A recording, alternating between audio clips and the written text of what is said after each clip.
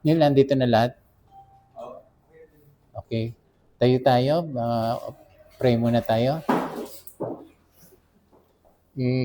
I-commit lang natin kay Lord tong ating Bible study.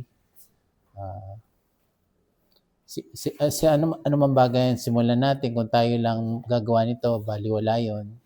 So, dapat si Lord, commit natin kay Lord para sasamahan niya tayo dito. Father God, magandang gabi po sa inyo. We come boldly to your throne of grace through the blood of Jesus Christ. At pinapahiran po namin itong Nueva Ecija ng banal niyong dugo, Lord, ang aming kapaligiran, Lord, in the name of Jesus. And we declare this a holy ground. We acknowledge po ang banal na spirito po ang kumikilos dito. Siya po nagsimula nito, siyang magpapatuloy, siyang tatapos, Lord. Holy Spirit, kayo po magturo sa amin. Maliban na bigyan niyo po kami ng kahayagan ng inyong salita, hindi po namin maintindihan ang Bible, Lord. So, we give you the permission na kayo pong kumilos sa aming mga puso, sa aming mga tenga para makarinig, sa aming po mga puso para makaunawa, sa aming pong mga mata para makakita. We acknowledge po na gagamitin niyo po ako bilang dalo ng inyong salita, and pinapahiram ko din po ng banal niyong dugo about nakikinig ngayon.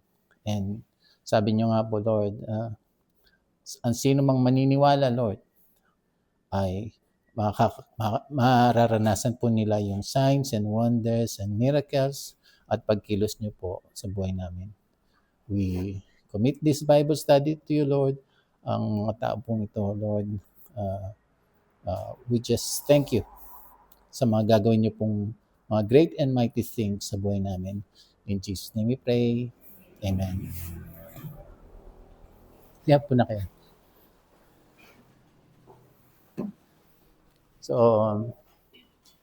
ito yung ating first Bible study. So, ito ang ating first Bible study. So, ang pagkaaralan natin, di ba dati na-share ko sa inyo, nandito ba kayo nung Christmas party? Natatandaan niyo ba kung nung tinuro ko nung Christmas party? Okay lang. Pero, ang Bible kasi, di ba, kung natatandaan niyo nun, parang inihambing ko sa cellphone. Pagka bumili ka ng cellphone, meron niyang box. Tapos meron siyang cellphone. Tapos meron siyang manual. So, para magamit mo yung cellphone, kailangan mo ng manual. Usually, ang tao hindi mahilig magbasa ng manual eh. Pinapagawa na lang yan doon sa nakakaalam. Pero ang nakakaalam talaga, nagbasa ng manual. At yung gumawa nito, ginawa niya yung manual para i-maximize yung mga, para magamit mo to ng yung mga lahat ng features niya. So, ganun din si God. Gumawa siya nung nilikha niya tayo, gumawa siya ng manual. At yung manual, yung Bible. So, para maunawaan natin kung sino tayo, kung ano, bakit ba tayo dito, nasa lupa tayo, saan ba tayo galing, saan tayo pupunta, ano ba dapat natin gawin habang tayo nandito sa lupa. So, yung manual natin, yung Bible, diyan natin malalaman kung ano yung purpose natin. So, ang pag-aaralan natin ngayon is, sino ba tayo? Ano ba tayo? Ito, pagka humarap tayo sa salamin, hindi, mamaya na itong salamin. Sa 1 Thessalonians 5:23, sabi dito, sa word na, teka,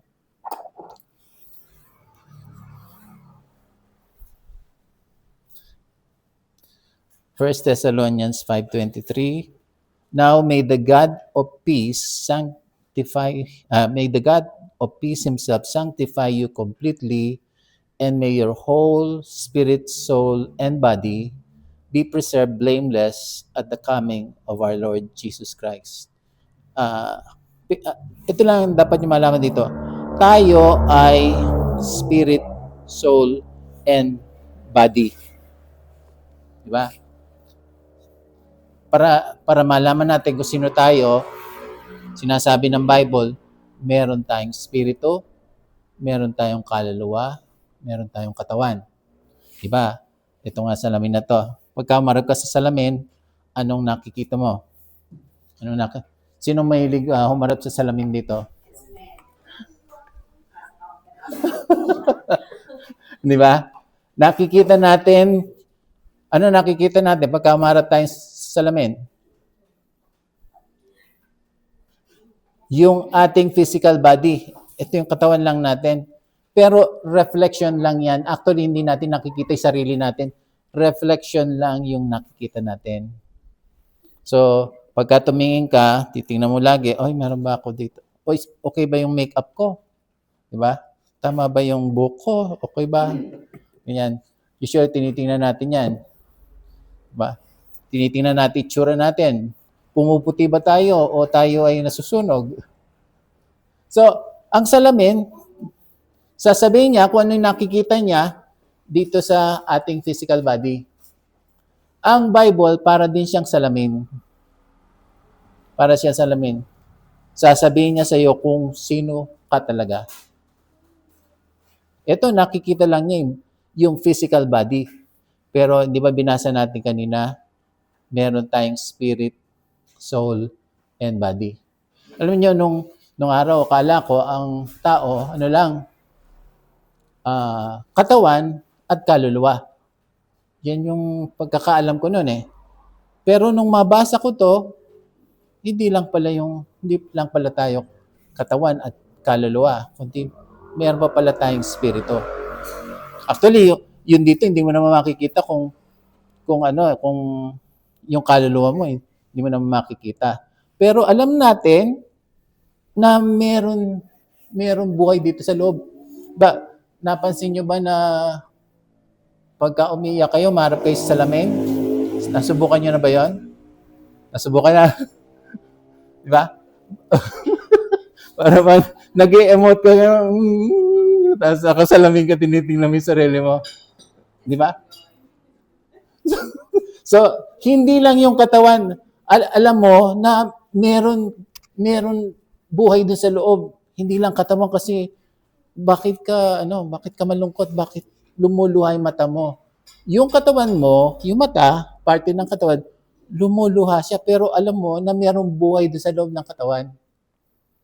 So dito, merong sinasabing hindi lang katawan, kundi spirito at kaluluwa. So pag-aaralan natin ngayon yan, yung spirit, soul, and body. So ano ba yung body? Umpisa natin sa body. O yun nga, ito yung body, reflection niya. Pero ano bang sinasabi ng Bible tungkol sa body? Ito.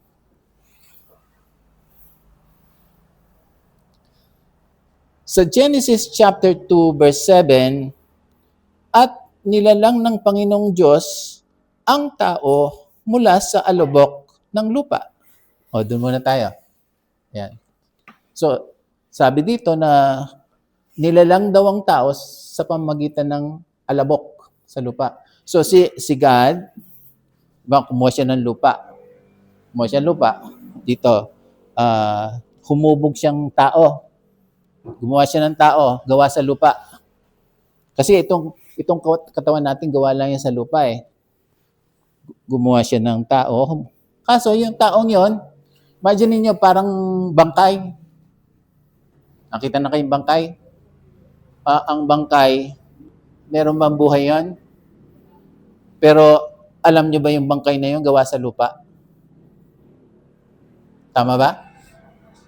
Nung yung father nila, matagal nang patay yun eh, father nila Olive at saka ni Ateng. Matagal nang patay yun. At nandun sa, nicho.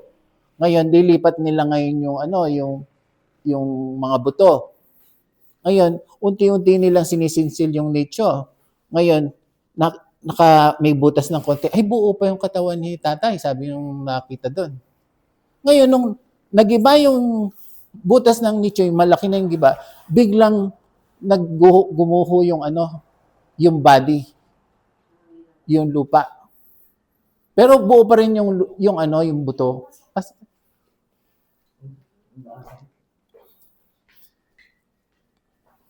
So, makikita mo, buo siya. Sabi nung nagsisinsel, buo ba yung katawan ni tatay? Pero nung mabuksan yung kanyang opening, gumuho yung katawan. Yung buto na lang ang natira. So, doon natin makikita na ang ating katawan ay gawa sa lupa. So, si God, kumuha siya ng alabok, finorm niya yung katawan, pero yung katawan na yun, wala pang buhay. Mamaya ko tutuloy yung verse na yan. Ngayon, kung gawa ka sa lupa, pagka namatay ka, saan ka pupunta? Pagka namatay ka, anong mangyayari sa inyo? Di ba, babalik din tayo sa lupa. So, sabi, di ba, sinong maten dito ng yung Ash Wednesday? Yung, di ba, sinasabi ng, di ba, yung pare doon, i-cross na gano'n yung alabok. Ano sinasabi nung pare pagka gano'n?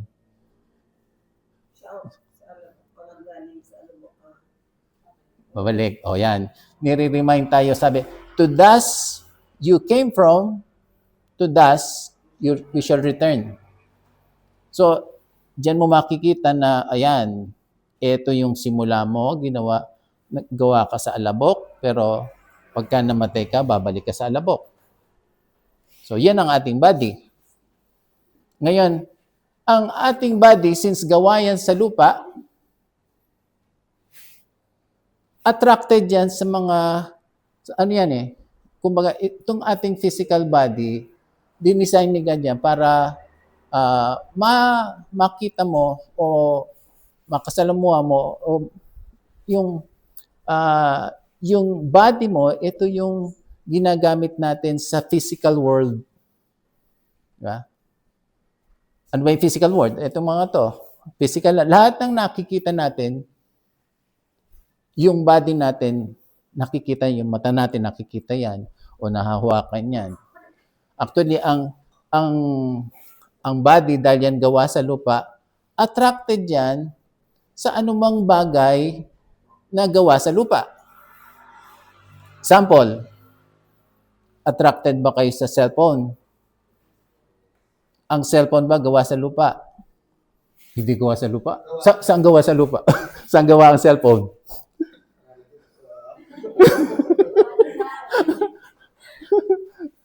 So, ang cellphone, gawa sa lupa yan.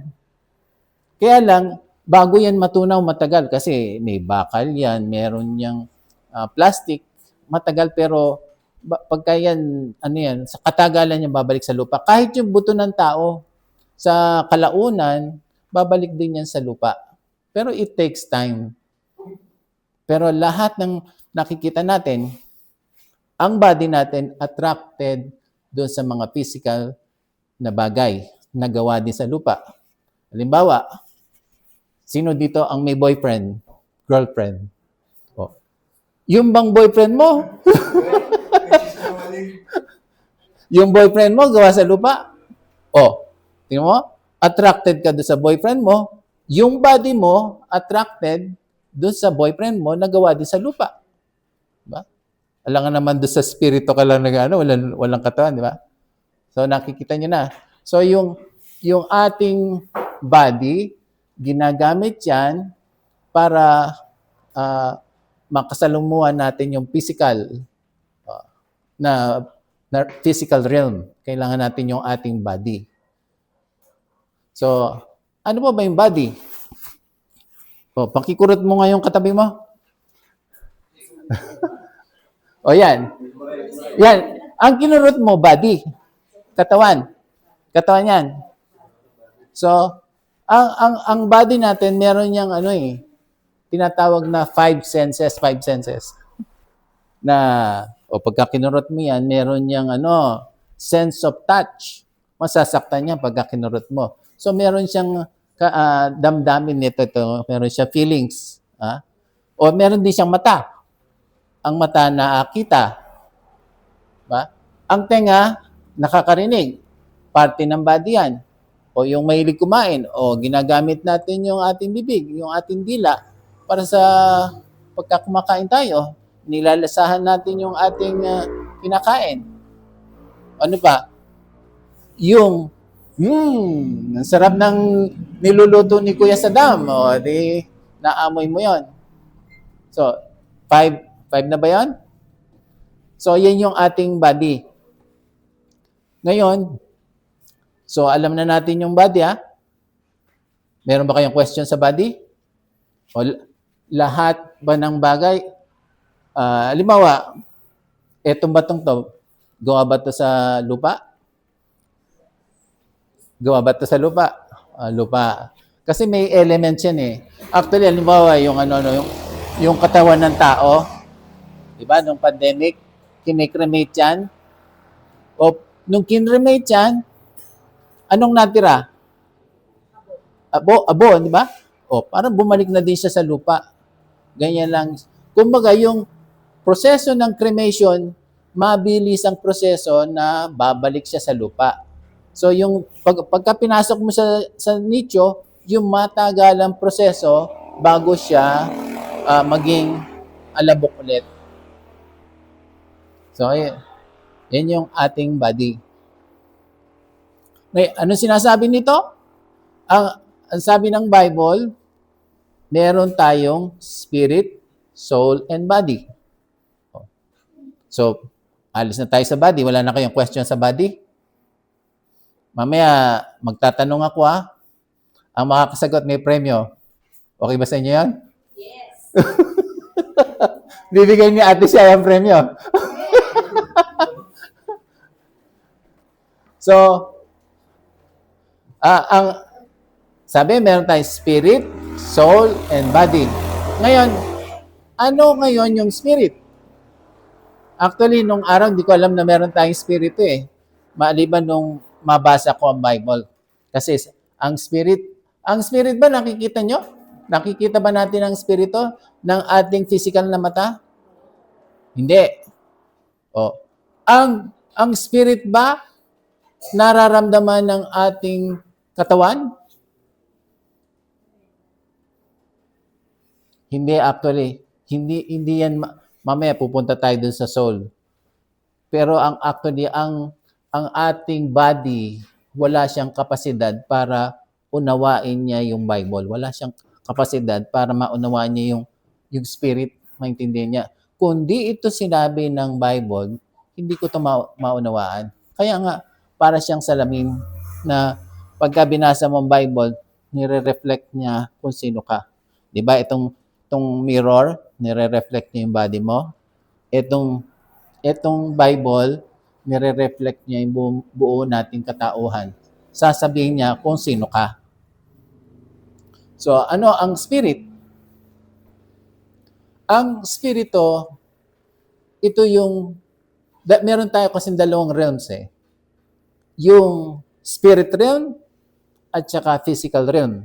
Diba? Yung body natin, kailangan natin sa physical realm. Pero yung spirit natin, kailangan natin yan sa spiritual realm. So, sino bang nasa spirit realm? Sino bang nasa spirit world? Meron bang gustong manghula dito kung sino nasa spirit world?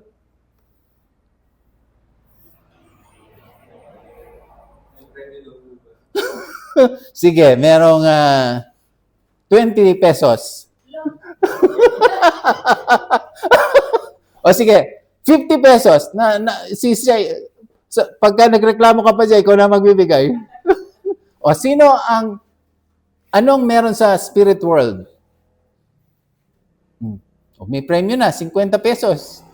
Neil, sino bang mag-a-account ng premyo? Ayaw nyo mangula?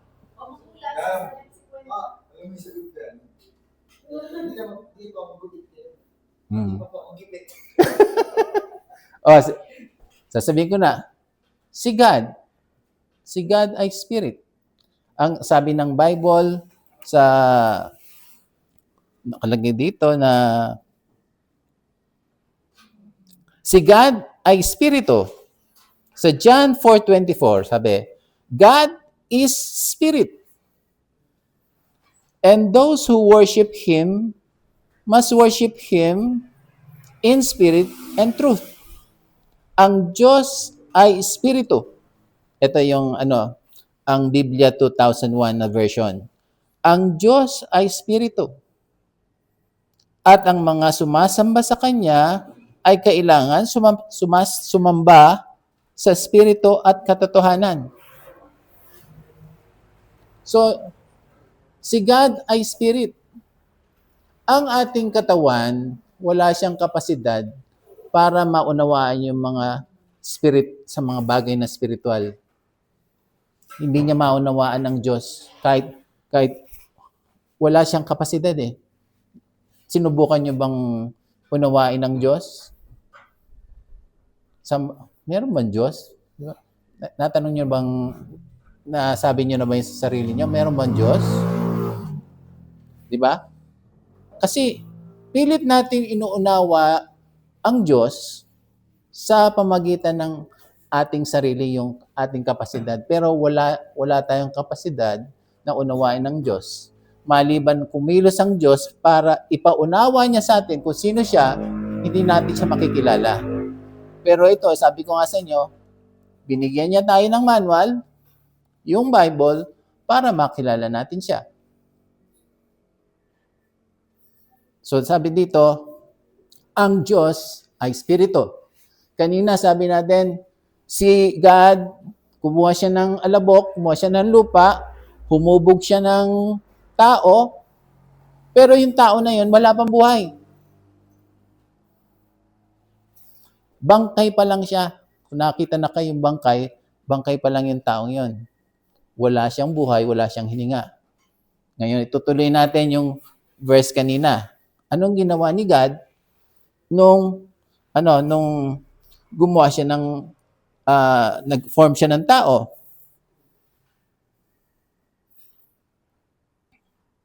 At nilalang ng Panginoong Diyos ang tao mula sa alabok ng lupa at hiningahan ang kanyang mga butas ng ilong ng hininga ng buhay at ang tao ay naging kaluluwang buhay. O sabi dito, yung ginawa niyang bangkay, hiningahan daw niya. Ginawa niya. Pumasok ngayon yung hininga niya doon sa butas ng ilong ng bangkay. At ang tao ay naging buhay na kaluluwa. Sabihin, si Adan ngayon, dahil siya yung unang nilikha ni God, tumayo siya ngayon. From bangkay, tumayo na siya ngayon. Nabuhay siya ngayon. Nakuha niya? So, anong nagbibigay ng buhay? Hininga. Ang hininga sinasabi dito, yung breath, yan yung Holy Spirit. Yan yung hininga ng Diyos. Kung hindi dahil dun sa hininga ng Diyos, hindi magkakabuhay yung bangkay. So, titingnan nyo. Imagine niyo, kayo yung bangkay. Hininga kayong ganyan. Alam nyo na bangkay kayo dati dahil hininga ng Diyos, nabuhay kayo. So, yung bangkay, kung walang hininga ng Diyos, yan ba'y mabubuhay? Hindi. O ganyan din tayo. Kaya tayo nabubuhay ngayon, kaya ako nakakatayo dito dahil dun sa hininga ng Diyos. Kaya ako nakapagsalita sa inyo dahil sa hininga ng Diyos. Kaya pagka yung hininga ng Diyos, na Espiritu ng Diyos, umalis sa katawan ng tao, ano mangyayari sa tao? Mamamatay. So, imagine nyo. So, ngayon, alam nyo na tayo ay katawan. Meron tayong Espiritu ng Diyos. Diba? Yung hininga ng Diyos. Yan ang nagbibigay ng buhay sa atin. Tingnan mo, halimbawa, may sakit ka. Ano ba yung may sakit sa atin? Katawan. O, paano mo pagagalingin yan? Kailangan ng hininga ng Diyos. Kailangan ng hininga ng Diyos. Ayun, pupunta tayo doon sa Genesis chapter 1. Meron ba kayong question so far? Maliwanag ba?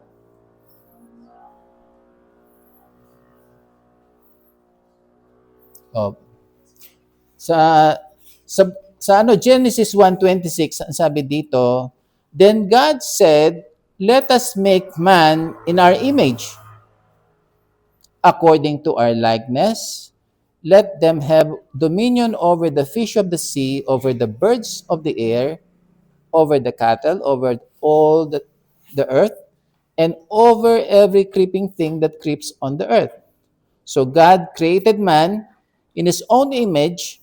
In the image of God, He created him, male and female, He created them. Ang sabi dito, let us make man in our image according to our likeness. Si God na nagsasalita. Pero bakit us? Sabi niya parang marami sila. Kasi si God, God the Father, God the Son, God the Holy Spirit, sila yung us. Isang Diyos, pero tatlong persona. So, likhain natin ng tao katulad natin. Diba? So, si God dito sa verse na to, lumikha siya ng tao na kagaya niya. Ano si God? Base kanina sa sinabi natin, pinag-aralan natin, ano si God? Spirit. So, lumikha tayong spirit na kagaya natin.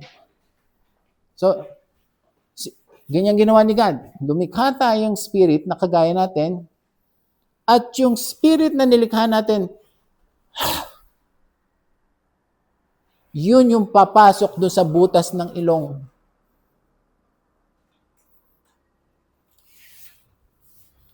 So, maliwanag ba yun?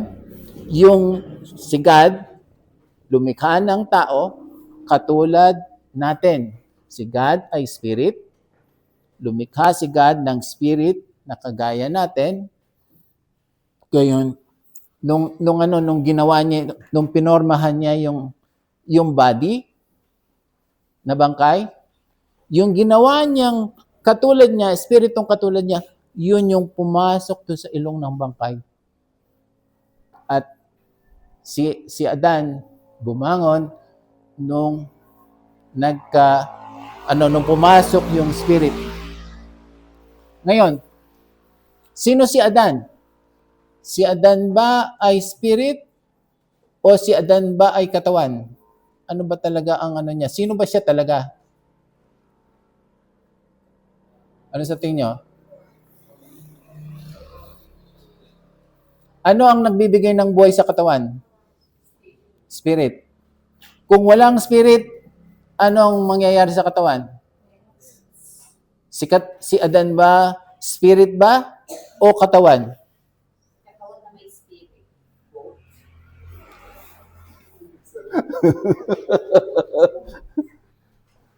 Sino ang nilikha ng Diyos na kagaya niya? Spirit o katawan? Spirit. So, si Adan ba o tayo? Spirit ba tayo o katawan? Katawan na may spirit.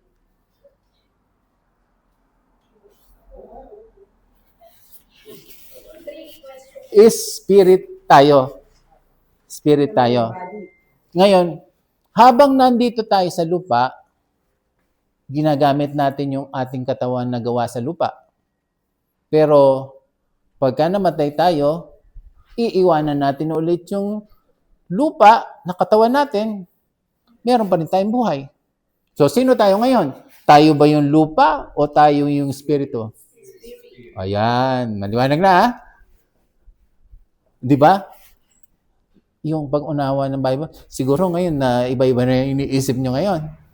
Dati kasi hindi naman natin naintindihan to eh. Pero ngayon, ay, spirit pala ako. Naniniwala ba kayo kung sinasabi ng Bible? Spirit pala ako. Spirit pala ako na nilikha ng Diyos na katulad niya. Si Adan yun. Yung nilikha ng Diyos na katulad niya. Si Adan yun. So, yung ating spirito, sabi dito, ang mga sumasamba kay God na spirit ay kailangang sumamba sa Kanya sa pamagitan ng espiritu at katotohanan. Ang katotohanan nito itong salita ng Diyos, katotohanan yan eh. So, ang sumasamba kay God, yung spirit natin. Ang katawan natin, damit lang natin. Pero ang talagang sumasamba sa Kanya, ang pwede lang sumamba sa Kanya, yung spirit natin. Kaya nga kung tayo ay hindi pa born again, dapat ma-born again tayo para masamba siya. Hindi ito yung time na papaliwanag ko yung born again, pero inano ko lang kasi may nangyari kasi dun sa spirito ni Adan nung araw, nung magkasala siya, yung dati niyang spiritong buhay, yan ay namatay. Pero hindi yan nawala, namatay lang. In the sense, yung pagiging, yung si God kasi nilikha niyang katulad niya, ba? Yung spirit, sabi nga, let us make man in our image, in our likeness. Oh. Si Adan, nilikha niyang katulad ni God. Ano ba si God? Sample lang. Ano ba ang pagkakakilala niyo kay God? Sample lang. Ha? O, tagapagligtas. Ano pa? Hindi ikaw. Sila, yung mga nandito, yung mga bagong umaattend. Ha? Saddam, ano bang pagkakakilala mo kay God? Anong pagkakakilala mo kay God? Sa tingin mo lang. Parang hula-hula lang, hula-hula. Anong pagkakakilala mo kay God? Creator. Ba, maganda. Tama siya. So, yung characteristic ni God, ano ba yung katangian ni God? Ano bang pagkakaunawa natin kay God? Ate Mabik. Narinig niya lang doon. Ano yung sinasabi mo? Makapangyarihan. Tingnan mo kung si God makapangyarihan at nilikha niya ang tao na katulad niya, ano ang tao? Makapangyarihan din. Diba? So si God ba ay holy, banal, matuwid, hindi nagkakasala? Tama ba? Matuwid ba si God? Righteous? Holy? Kaya nga tawag sa Holy Spirit. Holy. So, nung nilikha niya si Adan, nakatulad niya, si Adan ba ay holy? Holy. Holy kasi katulad niya eh. So, lahat ng katangian ni God, nung nilikha niya si Adan meron. Sinasabi mo kanina, makapangyarihan si God. Makapangyarihan din si Adan. Alam niyo ba yung nakalagay sa Bible na dun sa Proverbs 18:21, sabi, death and life are in the power of the tongue. Yung ang buhay at kamatayan ay nasa kapangyarihan ng ating dila. Yung lumalabas dito sa ating bibig ay nagde-declare ka ng buhay, nagde-declare ka ng kamatayan. Makapangyarihan yun. Sample na lang natin. Kung talagang makapangyarihan ng dila, Pagka ba may nagmura sa'yo, nagagalit ka? Nagagalit ka? Gagalit ka ba? Hindi. Di ba? But, pagka minura ka, di ba, nagagalit ka. Ibig sabihin, yung mura may kapangyarihan. Nagagalit ka eh. O pagka inaasar ka ba? O, di ba? May kapangyarihan ng dila. Pwede siyang mang-asar. At pagka naasar ka, di natalo ka. So, pagka nagpapatawa ka, may tumatawa ba? Meron. E di nakakapagpatawa ka. May kapangyarihan. So, tandaan nyo to, yung ating bibig, nilikha ni God, na yan, daluyan ng kapangyarihan. Ating body, ano lang yan eh, vessel. Ano lang yan, yung, kumbaga, vessel sa Tagalog, lalagyan, expression to eh.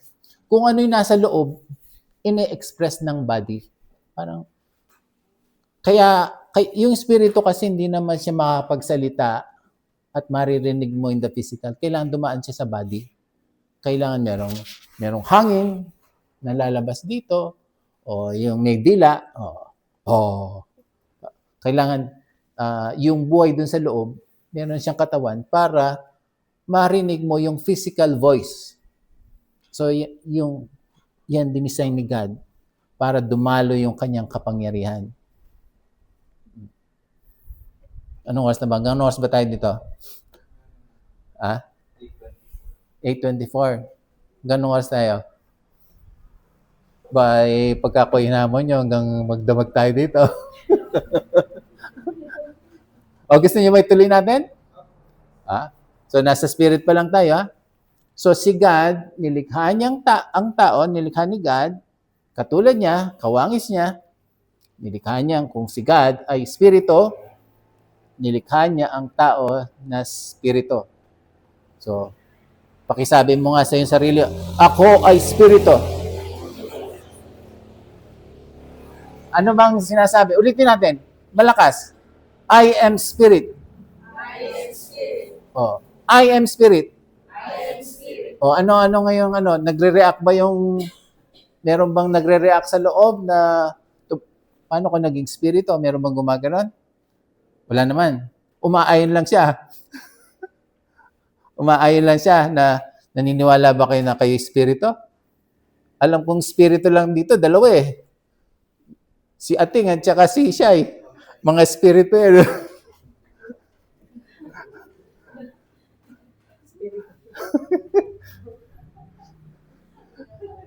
So, espiritu sinasabi ko yung espiritu ng Diyos, nilikha ang tao na kagaya niya, espiritu din. So, yung espiritu yon pumasok doon sa katawan sa bangkay. At nung pumasok yung espiritu sa bangkay, naging buhay na kaluluwa. So, may binabanggit na kaluluwa. So, ang spirit natin, yan yung sumasamba sa Diyos. Yan yung nakikipag-commune o nakipag-fellowship kay God.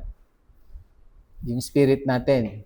Pero dahil meron siyang katawan, itong katawan na to, ginagamit niya as an expression para kung ano yung nasa loob, palalabasin ng katawan.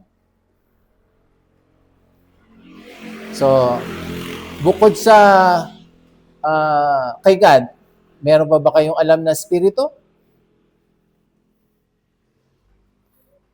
Meron kang alam? Wala na? Hindi ka kasali. So si Satan, spirito din yan. Meron din, yung anghel, spirito yan.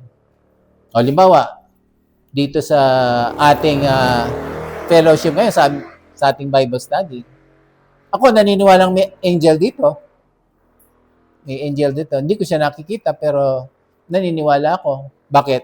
Kasi sinasabi nito eh. Sinasabi ng Word of God eh. Yun nga ang ano dito, yung, halimbawa, yung nagsishare ako sa inyo salita. Meron nga taga-sulat yan eh. Yung mga, sinusulat yung ano, yung ating Bible study, may taga-sulat yan. So, paano natin nalaman yon? Kasi sinabi ng word, sinabi ng salita ng Diyos, sinabi ng Bible. Ang physical body natin, wala siyang kapasidad na alamin yan. Kasi, ano yan eh, kumbaga, ang spirito lang natin ang pwedeng makalam yan. Kaya, binigyan tayo ng manual. Kaya yung manual, napaka-importante niyan eh. Kayo ba, nung bumili kayo ng cellphone, sino ba nagbasa ng manual? Meron ba nagbasa ng manual? Di ba? Ang sipag-sipag magbasa ng manual ang bumibili ng cellphone. So tayo dapat, kung gusto natin malaman yung mga bagay na tungkol sa Diyos, ito, binigyan tayo ng manual.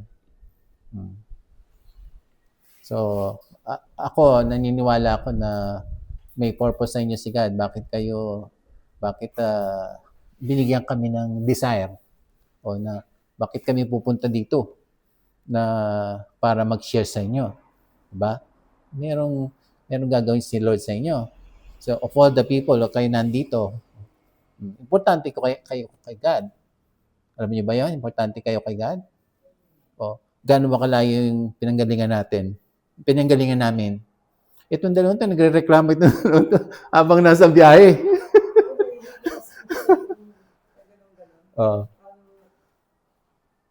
Pero ako, maluwag sa loob ko na pumunta dito. Parang dati iniisip ko yung mga nagmi-mission, yung mga pumunta sa mga liblib na pook. Hindi ko iniisip yung sarili kong pupunta doon eh. Kaya lang pagka sigad na yung nag-lead, parang meron ba siyang lakas din o grace na magdadala sa'yo doon. Na kumbaga, kaya mo nagagawa to dahil lang sa grasya ng Diyos. Biyaya lang ng Diyos. Yung nagbibigay ng desire. Kasi ako, nagsishare ako ng yung end times, yung mga mangyayari sa hinaharap, yung mga in the future. Yan, dahil kakashare ko nun, pagka pala nagsasalita ako dito, halimbawa, buhay at kamatayan ganun ka-importante yung sinasabi ko. Kasi, either ang tao, mapupunta siya sa heaven, o mapupunta siya sa hell. Ganun yung ganun ko siya tinitreat. Kaya, very important. Kasi, nabasa ko yung mangyayari in the future Yung pagka bumalik na si Lord dito sa lupa, kung anong mangyayari. Kaya, ito yung,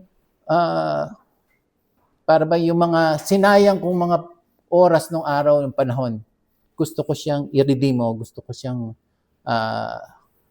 bawiin. Parang ganun. Kaya, kayo yung yung produkto nito na si Lord magpapadala siya ng tao para patunayan sa inyo na mahal kayo ng Diyos. Kahit malayo pa yan. So, balik tayo sa spirit. Ang spirit natin, yan din yung nag-worship kay God, yan yung kumakanta, yan yung nakikipag-fellowship, kasi spirit to spirit ang relationship. Ang body natin, physical to physical. Itong ating physical world na nakikita natin, kailangan natin ang ating body para makasalamuha yung physical world. Neil, hanggang oras tayo dito. Okay na ba? Tutuloy natin. Tutuloy natin sa susunod. O meron ba kayong susunod, i-discuss natin ano ba yung soul. Bakit sinabi niyang nung spirito yung spirito pumasok doon sa butas ng ilong ng katawan, ang katawan ay naging buhay na kaluluwa. Ano yung kaluluwa? Yan ang susunod nating lesson. Oh. So far, yan ang meditate nyo. Na ako pala'y hybrid. Meron akong physical body, meron akong spiritual body. Diba? Yung hybrid, pwede siya sa gasolina, pwede siya sa electricity. So ang tao, hybrid. Isa akong katawan dito sa physical, para sa physical realm, meron akong spirito para spirit world. Okay? May konting message lang ako. Sige. Kumbaga, itong ginagawa kasi natin every week is, kumbaga parang, pati naisip namin ni Ate Shai na parang way para makapag-share ng gospel or ng magandang salita sa inyo. Kumbaga, etong ginagawa natin na ito is para sa inyo talaga. I just want to make that very clear. Kasi katulad ng sinabi ni Dad, ilang oras lang yung yung binyahe nyo? 1 hour and 47 minutes. Mabilis na yan yung, di ba, pumunta ako doon sa shortcut. Okay. So, gusto ko lang na bigyan nyo rin ng importansya yung pagpunta nyo dito at huwag maliliit. Kumbaga, ang usapan talaga natin dito 7:30, di ba? So, 7:30 nandito na tayo. Tapos, i-invite natin pwede natin mga i-invite. Kumbaga, yung mga katulad si Charles, in-invite niya si Janine, ikaw, Jixton, si Adeline. Hello. So yung si Adeline yung kanyang pamilya. So napakagandang parang lumalaki tayo through this. Kaya lang yun nga, let's respect din yung effort kasi hindi madali yung pagpunta nila dito. Especially din sa mga hindi naka-attend. Sila. Meron din, kumbaga, it's another thing na medyo na late kayo, pero it's a whole other thing na hindi sila naka-attend. So, i-prioritize lang natin. Okay? Kasi yun nga, para sa inyo talaga. And I hope na through this journey na nakapag-share kami ni Daddy, kasi every other week, next week kasi employees lang. So, tayo lang, pero word of God pa rin naman yun. Tapos the week after that, si Daddy ulit.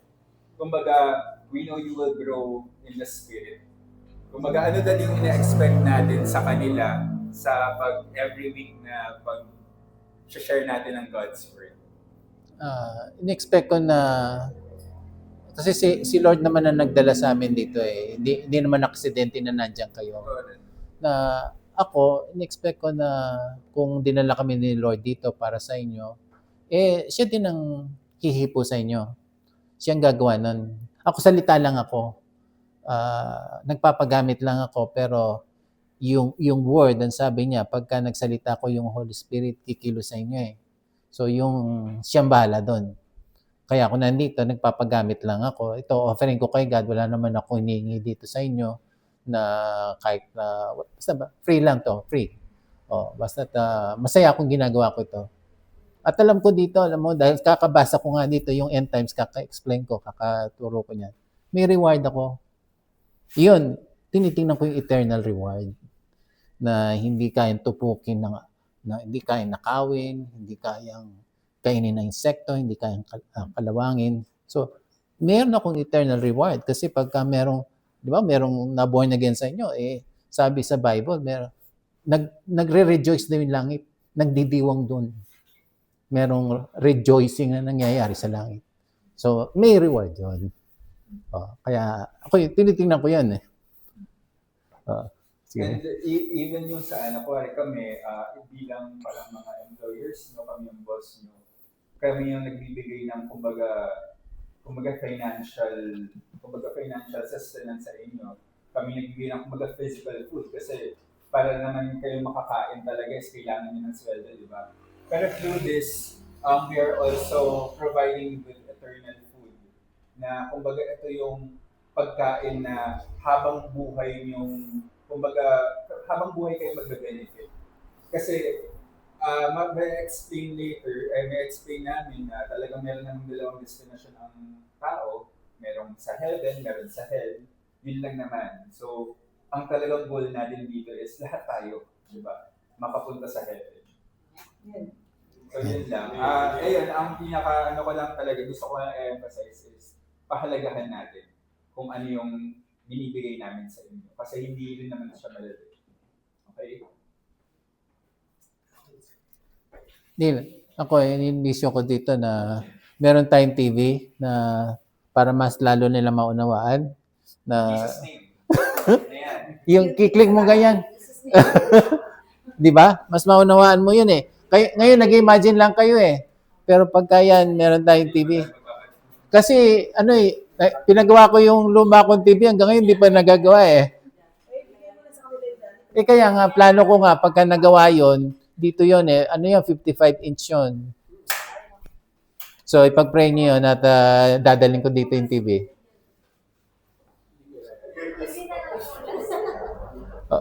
Pray tayo, closing prayer.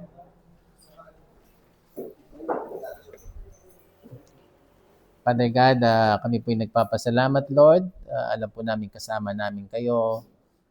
Kayo po ang nagpapaliwanag, nagbibigay ng kahayagan habang nagsishare po ako sa kanila. I pray po, Lord, na ano man sinimulan nyo sa kanila, Lord, ito'y inyong pagpapatuloy at ito inyong tatapusin, Lord. And I pray, Lord, na magiging totoo po kayo sa kanila. Makikilala po nila kayo bilang buhay na Diyos, Lord. Na yung spirit nilang buhay, Lord, makikilala nila ang spirit na Diyos natin. Father God, I apply the blood of Jesus Christ po sa kanila, Lord, and I declare blessing, protection, health, healing, Lord, at lahat po ng magagandang bagay na ginawa ni Jesus Christ sa cross, Lord, na tinatanggap po namin yan, Lord. And kami po ay nagpapasalamat, Lord, sa mga gagawin niyo pa pong great and mighty things sa Nueva Ecija, sa mga atin po ng Bible study, at yung mga imbitahin po nila, Lord. Kayo po ang kumilos, Holy Spirit. Tinatawagan ko po yung mga taong yan from north, east, south, west, Lord. Yung mga kamag-anak nila, yung mahal nila sa buhay, na makilala nila kayo, Lord. At masave po sila in the name of Jesus. Maraming salamat po. In Jesus' name we pray. Amen.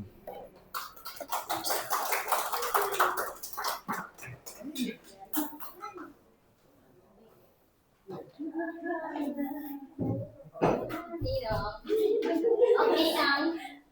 Umikot ka ba? Parang nandun ka na sa taas. Sikat ako kanina. 2 beses. Ba't ang tagal mo doon sa taas? Nanday ko